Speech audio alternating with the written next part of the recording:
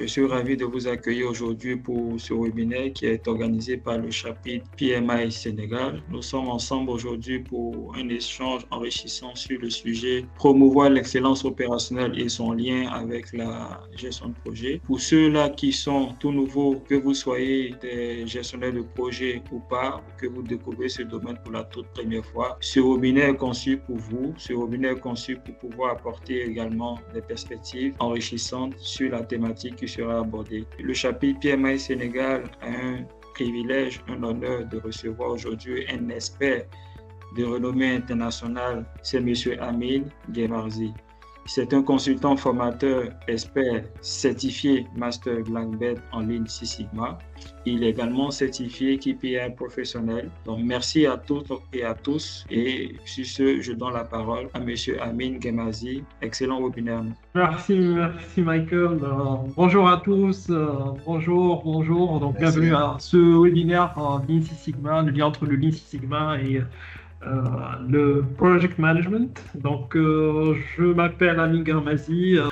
Donc, je vais commencer à présenter l'agenda. Donc, une présentation, une définition tout d'abord sur c'est quoi le Lean, c'est quoi le Six Sigma. Et après, on va voir donc les outils en commun entre le Lean Six Sigma et le PMP. Donc, on va essayer de décrypter ce lien. Alors, après, on va parler également donc de la méthodologie des MAIC du Lean Six Sigma. Et puis après, donc, les rôles et responsabilités au sein de Lean Six Sigma et un benchmarking avec les rôles et responsabilités comme définis par le PMBOK.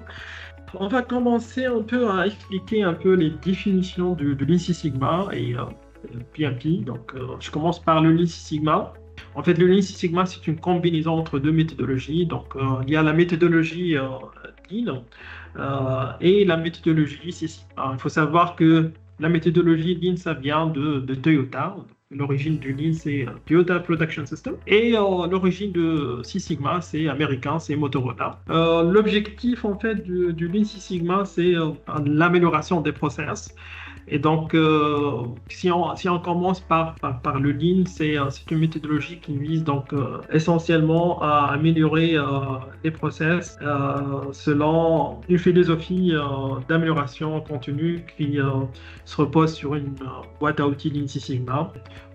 Cette boîte à outils, c'est une série d'outils et statistiques et outils soft avec des personnes qui vont être formées sur les deux méthodologies. Ça va leur permettre donc d'impliquer un groupe de personnes pour générer l'amélioration continue. Et donc, lorsqu'on parle d'amélioration continue, ça veut dire quoi? Ça veut dire que tout le monde, il va essayer de regarder le processus avec ce qu'on appelle les lunettes du client. C'est-à-dire qu'il va essayer d'améliorer son processus de façon à ce que le processus soit meilleur qu'avant aux yeux du client. Oui. Et donc, c'est le principe d'amélioration continue, ou bien en anglais, continuous improvement. On va parler donc d'amélioration continue. Le but final, c'est quoi? C'est vraiment d'améliorer la satisfaction client, parce que c'est les clients qui payent les factures à la fin du compte. Donc voilà. Et réduire les coûts, et éventuellement, ça se fait par le biais de quoi? Par l'amélioration des flux, des process.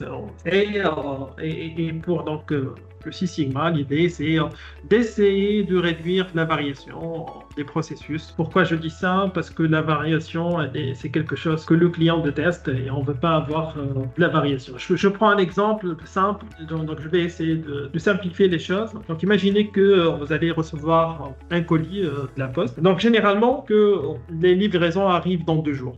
Donc 2 jours, ça veut dire quoi? C'est en moyenne, c'est 48 heures. Ça veut dire entre, on va dire, 30 heures et 75 heures. Parfois, ça arrive dans 30 heures. Parfois, ça arrive dans 80 heures. Ça, c'est quoi? C'est ce qu'on appelle la variation. Et le client, bien sûr, ne supporte pas la variation. Et Six Sigma, là, elle vient comme une méthodologie de variation de façon, par exemple, dans ce cas-là, parce que les colis arrivent entre 46 heures et 50 heures. D'accord? Donc, il n'y a pas une grande variation. Ce n'est pas entre 30 heures et 80 heures. Non, mais on va réduire la variation.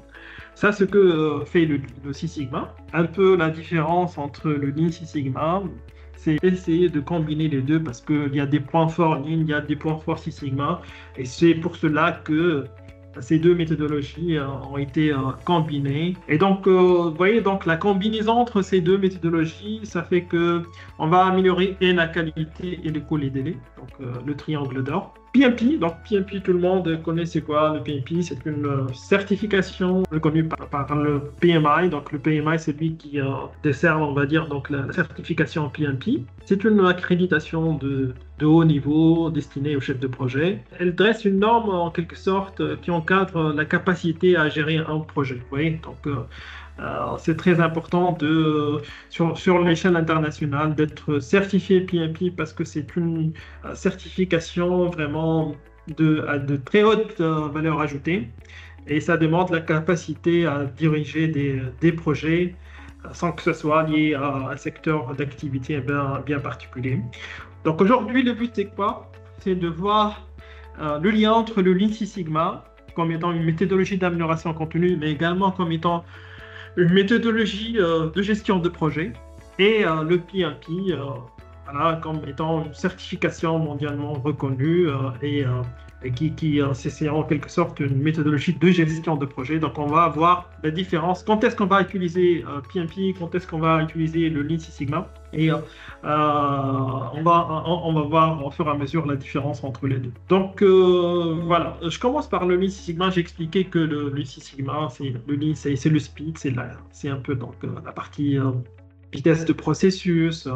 Six Sigma, c'est la partie qualité. Donc, mais l'objectif, c'est quoi? L'objectif final, c'est ce qu'on appelle la satisfaction client. Donc, on veut réduire les coûts, on veut améliorer les qualités, on veut réduire donc les délais. Et le Lean était appliqué au départ uniquement dans l'industrie, mais après, dans les années, on va dire, dès les années 2000, on va dire, ça a été appliqué dans le secteur du service, surtout lorsque ça a été combiné avec le Six Sigma. Donc Six Sigma, si on parle un peu de l'histoire du Six Sigma, ça a été développé dans les années 90 par Motorola. En fait, en réponse à des problèmes de qualité de produit, de satisfaction client, etc. Et méthode d'amélioration continue. Et donc, ça a été appelé Six Sigma. Et donc, ces deux méthodologies, dans les années 2000, ont été combinées. Du moment que le Lean Six Sigma, c'est une méthodologie de gestion de projet. Alors, c'est quoi la différence entre le Lean Six Sigma et le PMP? Et donc, comme c'est marqué sur votre écran, le Lean Six Sigma est utilisé pour des projets où l'objectif est d'améliorer un process ou de résoudre un problème dont la solution n'est pas connue à l'avance. Ça, c'est très, très important. Pourquoi je dis ça? Parce que si la solution elle est connue d'avance, ça ne sert à rien de faire un projet Lean Six Sigma. Pourquoi? Parce que le Lean Six Sigma, comme étant une méthodologie de gestion de projet, c'est une méthode plus ou moins lourde. On aura besoin de ressources en termes financiers, en termes essentiellement de ressources humaines pour gérer un projet. Donc, du moment qu'on sait qu'il y a une solution connue d'avance, ça ne sert à rien de créer un projet Lean Sigma. Alors que si la solution n'est pas connue à l'avance, à ce moment-là, on va utiliser le framework DMAIC du Lean Six Sigma, bien sûr, pour éliminer ce qu'on appelle les gaspillages, donc tout ce qui est activité à non-valeur ajoutée. On va essayer de réduire les variations, on va essayer d'améliorer les performances des process grâce à des outils et analytiques et des outils également soft pour éventuellement améliorer les KPI des process. Donc, vous voyez, la différence majeure, c'est que Lean Six Sigma également, c'est une méthodologie de gestion de projet, mais contrairement au Project Management PMP sur un standard PMI, donc c'est du moment que la solution n'est pas connue d'avance, à ce moment-là, on doit gérer le problème selon la méthodologie Lean Six Sigma. Mais ça reste également une méthodologie de gestion de projet. Ça, c'est très, très, très important à cette moment-là. D'accord? Donc, PMP s'applique aux projets prédictifs, hybride, agile. Le but, c'est quoi? C'est de livrer un produit ou un service. Et le rôle du chef de projet, je vais expliquer par la suite les différences entre les rôles, entre les différents un chef de projet, un Lean Six Sigma, un chef de projet, ce qu'on appelle les Green Belt et Black Belt, et le rôle du chef de projet dans le cadre de PMP. D'accord? Donc, quand est-ce qu'on va dire le Lean Six Sigma, c'est une méthodologie de gestion de projet? Parce que c'est pas essentiellement la définition du Lean Six Sigma parfois, parce qu'il y a des problèmes dont on utilise la gestion de projet, il y a également des problèmes dont on utilise d'autres techniques. Et je vais essayer d'expliquer tout ça. Donc, on va rentrer un peu plus dans le détail. Hein. Donc, en fait, le Lean Six Sigma, cette méthodologie, elle est façonnée selon le principe de l'amélioration continue. Hein. Ce principe signifie quoi? Signifie que vous êtes toujours à la recherche des moyens d'améliorer la qualité et de résoudre tous les problèmes liés à la qualité. Comme par exemple, lorsque je parle de la qualité, c'est vraiment la qualité avec un grand Q, c'est-à-dire que ça peut toucher à la satisfaction client, ça peut toucher au DB, ça peut toucher également au coût, etc., etc. Mais comme vous savez, la demande des clients, elle change de façon constante, d'accord? Donc vraiment, il est essentiel d'anticiper et de s'adapter à ces changements. Et le respect de ce principe, ça permet à une organisation ce qu'on appelle un haut niveau de flexibilité envers ses clients. D'accord? Donc, dans la structure du Lean Six Sigma, ce principe prend forme de deux manières. Donc, la première chose, c'est ce qu'on appelle les initiatives d'amélioration au quotidien. D'accord? C'est ce qu'on appelle Daily Improvement Initiatives. D'accord? Et des initiatives d'amélioration basées sur des projets. Donc, il faut savoir que pour gérer l'amélioration continue, on fait la différence entre des initiatives qui sont des initiatives basées sur la gestion de projet, mais également sur ce qu'on appelle également l'amélioration au quotidien. Et lorsqu'on parle d'amélioration au quotidien, là, c'est la partie Daily Improve. On parle essentiellement du Lean. Hein. On parle essentiellement du Lean. Et lorsqu'on parle de initiatives basées sur des projets, on parle du Six Sigma ou bien du Lean Six Sigma combiné. Donc, alors, ces deux catégories, que ce soit Daily Improvement ou bien Project-Based Improvement, en fait, ils contiennent un large éventail de méthodes et d'outils de résolution de problèmes, comme par exemple donc, la cartographie de la chaîne de valeur, ce qu'on appelle la value stream mapping, comme l'AMDEC, analyse de mode de défaillance, comme par exemple, je sais pas, par exemple le 5S, le management visuel. Donc, il y a vraiment une panoplie d'outils. Hein. Et donc, dans ce contexte de Lean Six Sigma, l'amélioration continue signifie d'utiliser ces deux méthodologies et les outils associés pour améliorer régulièrement la qualité tout en cherchant toujours la perfection, ce qu'on appelle strive for the perfection en anglais, la recherche de la perfection. Donc vraiment le principe d'amélioration continue, hein, c'est un principe très très important dans le Lean Six Sigma. Et pour améliorer les process, donc en résumé, on peut utiliser soit des initiatives basées sur des projets ou bien des initiatives d'amélioration au quotidien. D'accord? J'ai dit que pour le Lean Six Sigma, il y a une panoplie d'outils qu'on peut utiliser.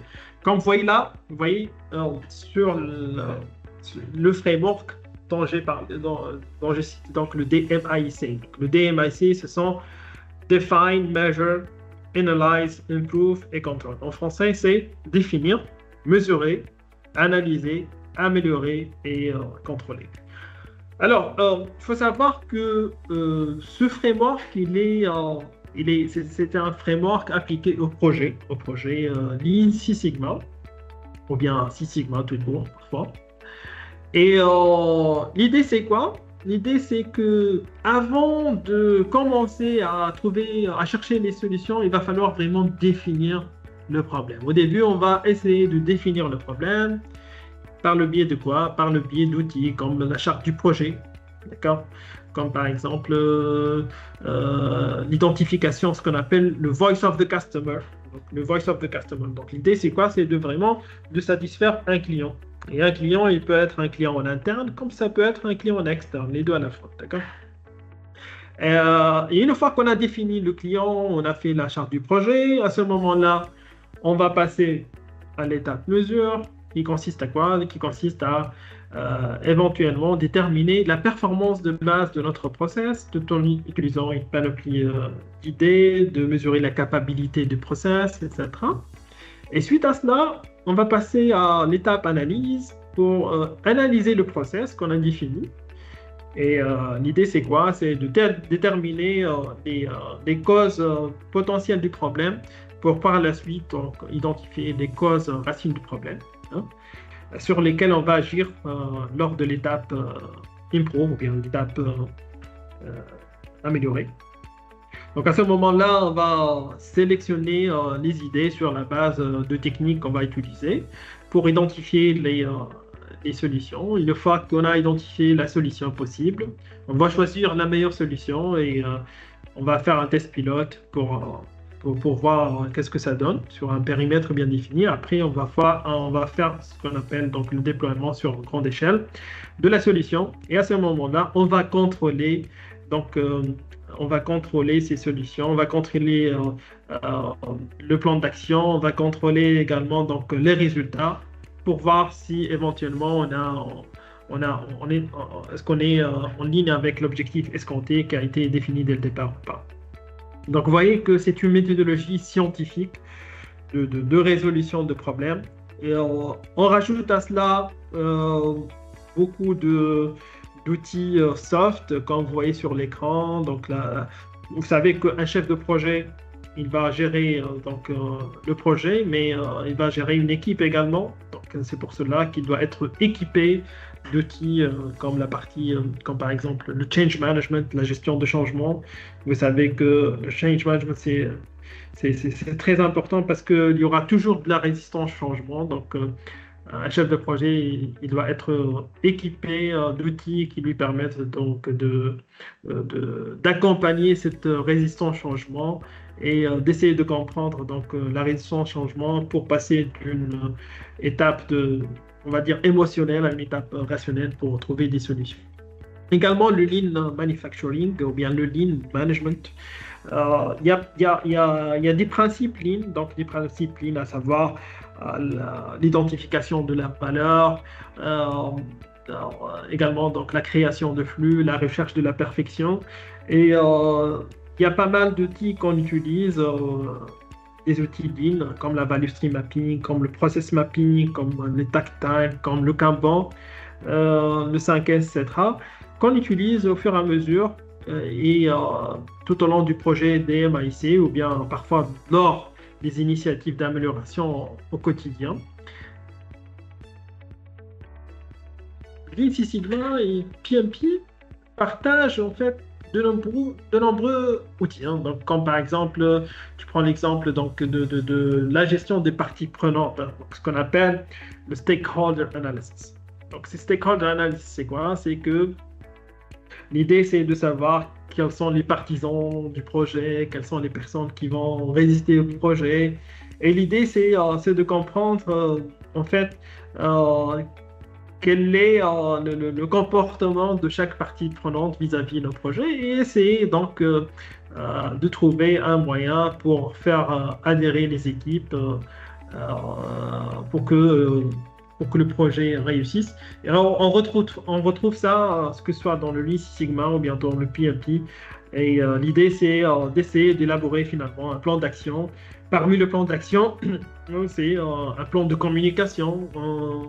Donc, comment communiquer vis-à-vis donc, les parties prenantes, à quelle fréquence, par quels moyens, etc. Donc, ça, c'est une partie aussi également de ce qu'on appelle le change management, bien la gestion de changement. Donc, on retrouve ça dans le Lean Six Sigma, on retrouve ça dans le PMP. Donc, vous voyez que le Lean Six Sigma et le PMP partagent plusieurs outils et techniques. bien que l'application peut varier selon le contexte, hein, mais de toute façon, l'idée, c'est qu'il y a pas mal d'outils qui sont en commun. Je prends un autre exemple, c'est ce qu'on appelle l'analyse des risques. Donc, vous savez que euh, l'analyse de risque, c'est une partie intégrante de la gestion de projet, hein, donc pour anticiper les problèmes. Et également, dans le Lean Six Sigma, on utilise une technique qui s'appelle en anglais le FMEA, Failure Mode Effect Analysis, ou bien en français, c'est ce qu'on appelle donc l'analyse des modes de défaillance et leur criticité. C'est l'AMDEC, c'est l'outil TAMDEC. Également, un autre outil qui est très important, ce qu'on appelle donc les réunions de revue. Donc, dans le cadre PMP, donc l'idée c'est quoi? C'est de surveiller le progrès et faire les ajustements nécessaires si jamais il y a des dérives. Et dans le cadre de Lean Six Sigma, on appelle ça ce qu'on appelle ça les tollgate review. Les tollgate review, donc ce sont en fait pour passer d'une étape à une autre étape. Donc pour passer de l'étape mesure à l'étape par exemple analyse, il va falloir faire un tollgate review. C'est un point, donc c'est pas une formation, c'est une réunion formelle entre le chef du projet et le sponsor du projet. Et le champion d'une façon générale pour éventuellement voir est-ce que l'étape elle a été bien faite ou pas. Et si jamais il y a des problèmes, on peut l'évoquer pour voir est-ce qu'on peut avancer ou pas, ou bien il va falloir donc, faire des actions pour remédier aux problèmes. Donc vous voyez que ces réunions, les réunions de revue, donc ça se fait dans le cadre du Lean Sigma ou bien dans le cadre de PMP. Donc, il y a pas mal d'outils qui sont en commun. D'autres outils, enfin, il y a pas mal. Donc, je ne vais pas citer tous les outils. Hein. Donc, il y a aussi ce qu'on appelle la matrice RACI. Donc, on utilise dans le cadre du Lean Six Sigma ou bien dans le cadre de PMP. Également, il y a quelque chose de très important dans le Lean Sigma, ce qu'on appelle la voice of the customer. Donc, le voice of the customer, c'est la voix du client. Donc, pourquoi je dis que c'est très important? Parce que finalement, on fait un projet dans le but de satisfaire un client. Et pour satisfaire un client, il va falloir identifier le besoin du client. Donc, on utilise plusieurs techniques pour cela. Dans ce qu'on appelle le modèle Kano, donc on peut utiliser des interviews, les surveys, etc. Et donc l'idée c'est quoi? C'est de définir les attentes des clients. Donc voilà. Et ça, on le retrouve que ce soit dans le PMP ou bien dans le Lean Six Sigma. Je peux donner un exemple concret, hein, question de comprendre un peu donc. Comment peut-on parfois intégrer la partie project management au projet Lean Six Sigma? D'accord? Alors, imaginez qu'on est en train de gérer un projet Lean Six Sigma et on est à l'étape Improve. L'étape Improve, c'est quoi? C'est l'étape d'amélioration. Donc, lors de l'étape d'amélioration, on doit effectuer un essai pilote pour tester l'efficacité des solutions. N'est-ce pas? Donc, le fait de réaliser un pilote, c'est un projet en soi. Oui. Et il est souvent préférable d'adopter une approche orientée projet pour tout ce qui est réalisation de pilote. Pourquoi? Parce que il y aura des changements à petite échelle qui seront effectués dans le process. Et dans la plupart des cas, ça affecte l'organisation. Donc, il est vraiment important de veiller à ce que le top management soit engagé. Et c'est pour cela qu'on dit qu'il va falloir intégrer le project management au projet du Lean Six Sigma. Ça, c'est un exemple qui est un exemple clair.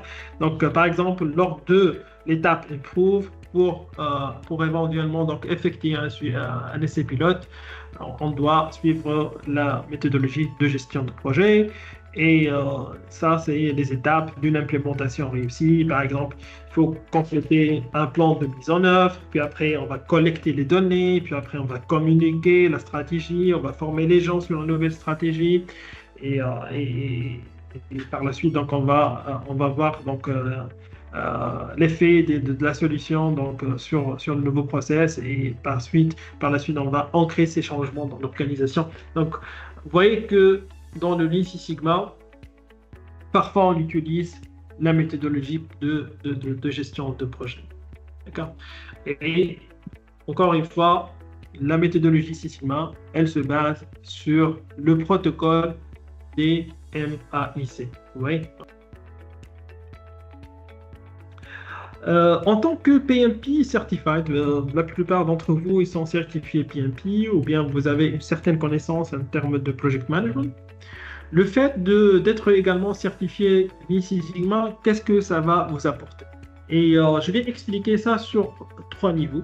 Donc, sur le plan individuel, donc, je vais prendre un exemple de certification, par exemple la certification Black Belt Lean Six Sigma. Il faut savoir que le fait de suivre une formation Lean Six Sigma et d'être certifié également, ça offre de nombreux avantages sur le plan individuel. Par exemple, il y aura des compétences avancées en termes d'amélioration continue. Il faut savoir que la certification, par exemple, Black Belt, ça démontre une certaine expertise dans les outils Lean, dans les outils Six Sigma, dans tout ce qui est analyse, résolution de problèmes complexes, dans différents processus. Donc, ça veut dire quoi? Ça veut dire que ça fait monter en compétence le chef de projet en termes de résolution de problèmes. Mais c'est pas uniquement ça, hein. C'est en quelque sorte c'est une certaine reconnaissance professionnelle parce que être certifié Black Belt, c'est un vraiment atout différenciateur sur le marché du travail, hein, parce que c'est un certificat qui est connu sur le plan international et donc les employeurs cherchent toujours des leaders qui sont capables d'optimiser les process et c'est vraiment ça. Donc sur le plan individuel, ça rapporte une certaine reconnaissance, le fait d'être certifié, c'est pas uniquement, ça n'atteste pas que la partie théorique, mais également donc les compétences également à mettre en pratique les améliorations. C'est-à-dire que pour être certifié, déjà, j'explique un peu le parcours de certification. Il y a une partie théorique, il y a une partie pratique. Le troisième point, donc, c'est au niveau organisation. Donc, il faut savoir que le fait de faire des projets d'amélioration, ça renforce la satisfaction client. Donc, parce que l'amélioration continue des process, ça permet de fournir des produits, des services, on va dire, de haute qualité. Ça augmente la satisfaction client, ça améliore la fidélité, ça peut-être aura un impact sur le pourcentage du part du marché. Là, je vais passer à un autre point qui est, bon, il est en lien direct avec ce que nous avons évoqué, c'est les rôles et les responsabilités dans une organisation Lean Six Sigma.